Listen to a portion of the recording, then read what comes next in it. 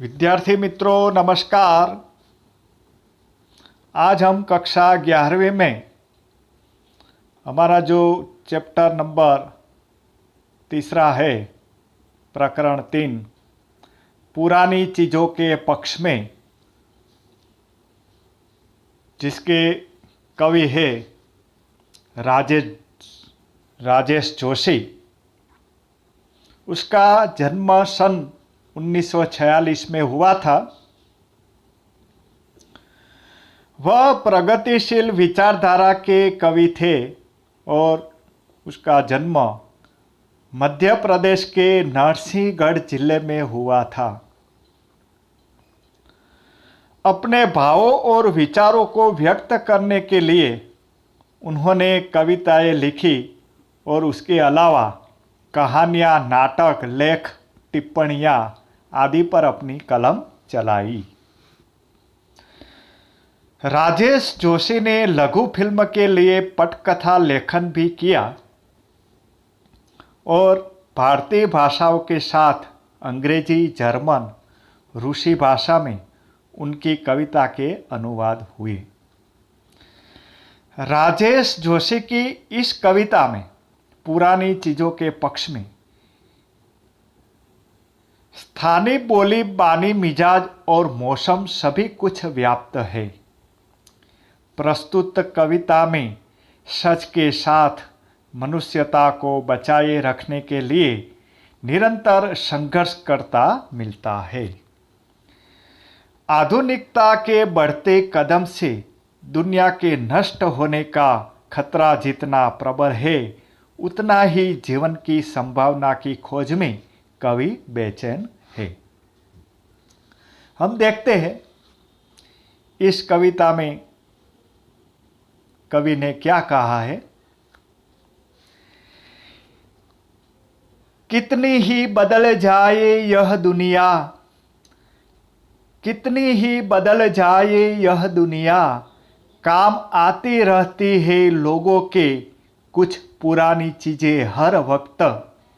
नानी की कहानियाँ और दादी के घरेलू इलाज के नुस्खे काम आते रहते हैं, जैसे सदियों पुराने पहाड़ और प्राचीन और स्मृतियाँ उनके किनारे बसी सभ्यताओं की।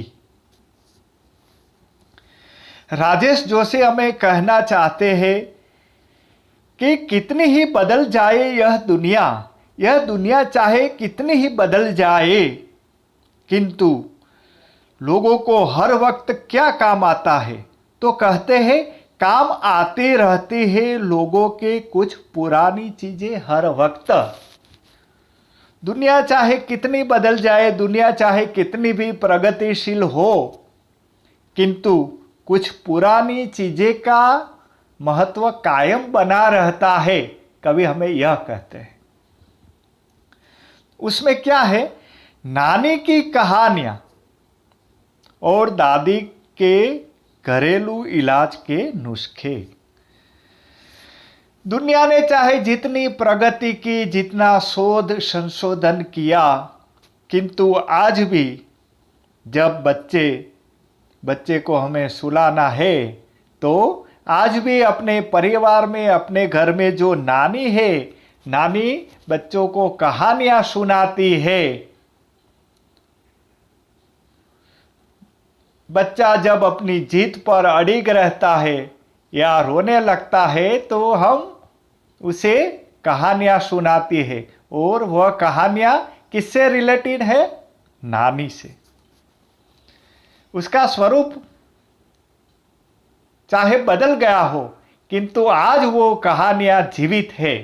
आज भी वो कहानियां कोई न कोई माध्यम से, किसी न किसी माध्यम से हम अपने बच्चों को सुनाते हैं। तो वह काम आता है। और क्या काम आता है? दादी के घरेलू इलाज के नुस्खे।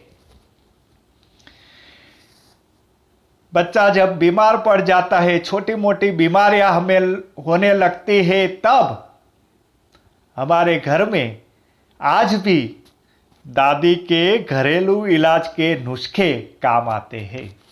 छोटी मोटी बीमारियों में हम डॉक्टर के पास नहीं चले जाते, तुरंत इलाज के लिए हमारी दादी ने जो नुस्खे बताए हैं वो उसके इलाज हम करते हैं। आयुर्वेदिक नुस्खे, हमारे घर में जो मरी मसाले हैं उसके नुस्खे, हमारी जो वनस्पतियाँ हैं उसके नुस्खे हम आज भी करते हैं। तो वह काम आता है, दुनिया ने चाहे कितनी प्रगति की हो। काम आते रहते हैं जैसे सदियों पुराने पहाड़ और प्राचीन और स्मृतियां उनके किनारे बसी सभ्यताओं की। हमें वह काम आते हैं सदियों पुराने पहाड़। कितनी भी दुनिया प्रगति कर ले, किंतु जो सदियों पुराने पहाड़ है और पहाड़ के किनारे बसी प्राचीन सभ्यता और स्मृतियां, हमें वह काम आती है कि हमारी सभ्यता क्या है, हमारी संस्कृति क्या है।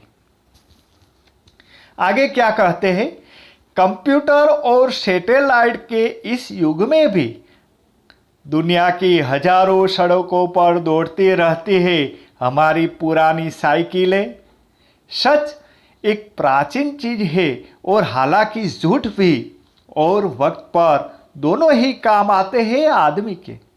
सारे बहस मुबाहिसों के बावजूद इतना तो तय है, वनस्पति हिंसा के एक सादा सरल जीवन ज्यादा काम आता है लोगों के। हिंसा के वनस्पति लोगों को काम आता है, एक सादा सरल जीवन ज्यादा काम आता है। आज का युग है कंप्यूटर और सैटेलाइट का युग है, और इस युग में भी हम आज देखते हैं तो दुनिया की हजारों सड़कों पर हमारी पुरानी साइकिलें दौड़ती रहती है। लोग साइकिलें चलाते हैं, हम चाहे शहर हो, गांव हो या दुनिया का किसी भी इलाका हो, तो हमें आज भी हमारी जो पुरानी साइकिल है वो दौड़ती नजर आ रही है।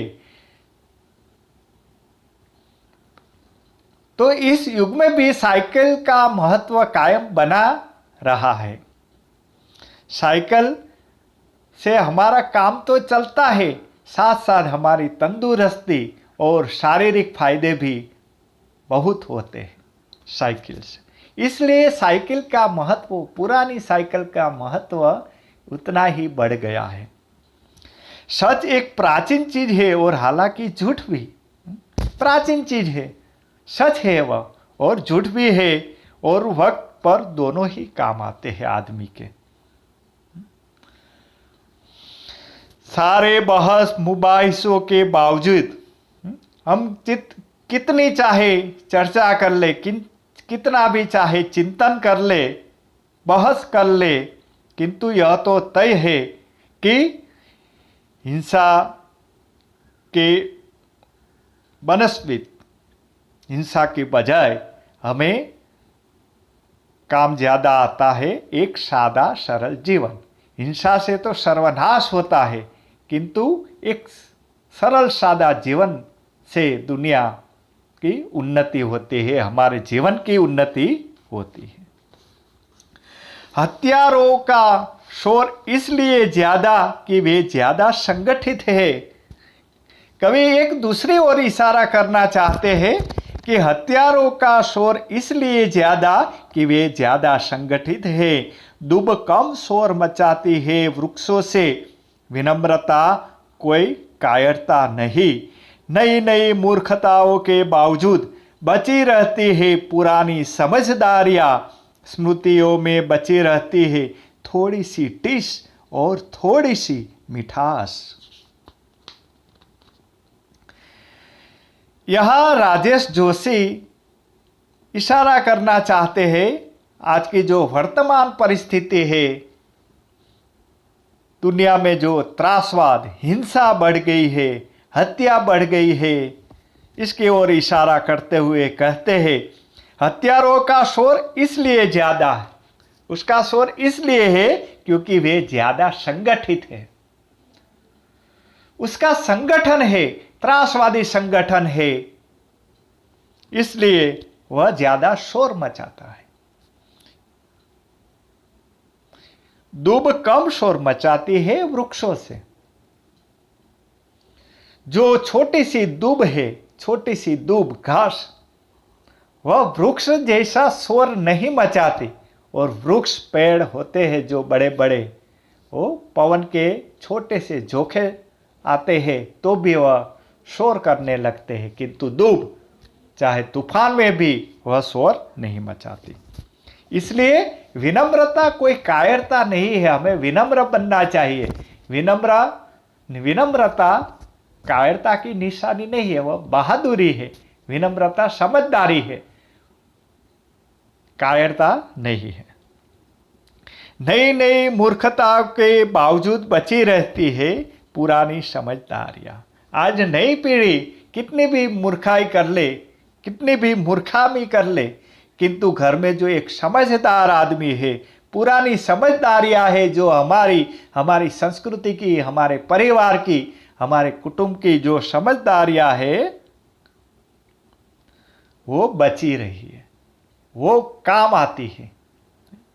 लोग नई नई मूर्खता करते रहते हैं, किंतु जो पुरानी समझदारियां है वो सही वक्त पर हमारी मदद करती है, हमें काम आती है।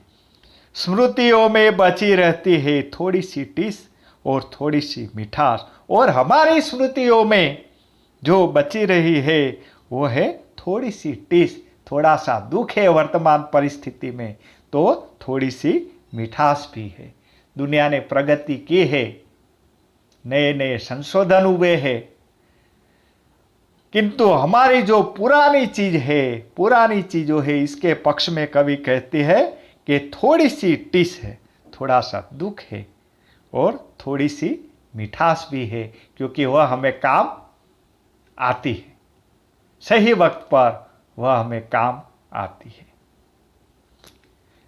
नमस्कार विद्यार्थी मित्रों, आपको पूरी समझ में आ गया होगा इस कविता का जो हमने चर्चा की, वह आप अच्छी तरह से समझे होंगे। अस्तु, धन्यवाद, जय भारत।